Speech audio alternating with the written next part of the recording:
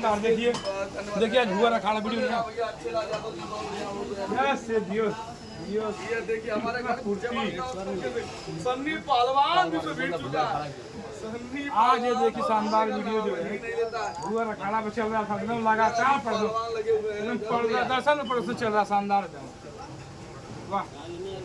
लगातार 2 घंटे से यहाँ पर तैयारियां चलती है जो देखिए पूरा कितना तैयारियां चल रही है अखाड़े के शानदार लगे हुए हैं। नीलू यादव जी वेरी नाइस, नमस्ते भैया, सुवर भैया, भैया भैया भैया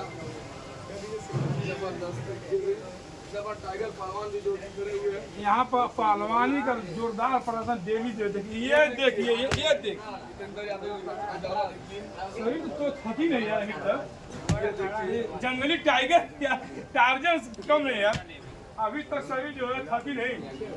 तो आजम कह रहे हैं कि अगर सही बताएं तो ऐसे चलेगा तो इंटरनेशनल में नंबर 1 होगा। ये इंटरनेशनल खेलने वाले हैं, ये जल्द ही बैंकॉक की धरती पर